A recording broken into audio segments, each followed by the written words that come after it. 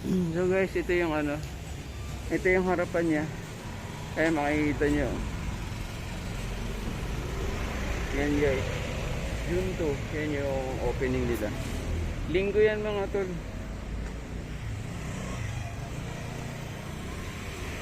Ito yung harapan niya. Yan.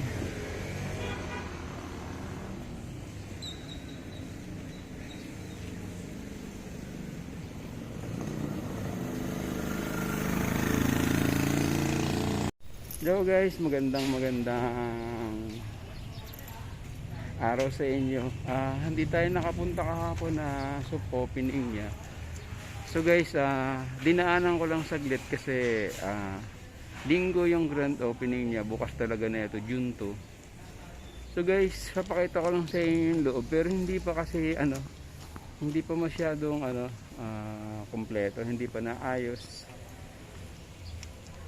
Pero sa June 2, sigurado okay na to. Pakita ko lang sa inyo mga tol yung loob, kung ano yung mga laman. Ayan.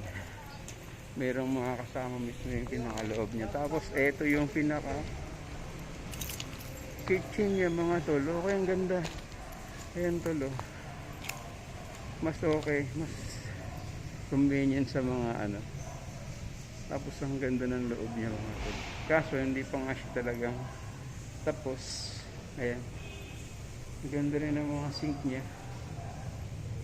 Ito yung dishwashing area malamang. Ayan, kasi hindi pa tapos. Ito yung mga lutuan nya. So high tech na mga tol. Oh,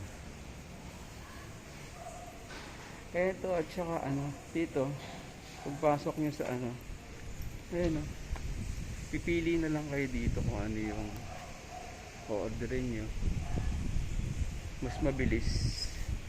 Tapos ito malamang yung lugar ng dining mga tol. Ganda, ang ganda mga tol, aliwalas tingnan. Hindi tayo nakapunta kagahapon kasi meron tayong inayos. Ayan, ito yung kabuuhan mga tol. Ayan. Tapos ito may CR na rin siya, female at saka authorized person only. Maganda to yung lugar nila sa June 2, Quezon City mga tol. Punta kayo. Bye guys.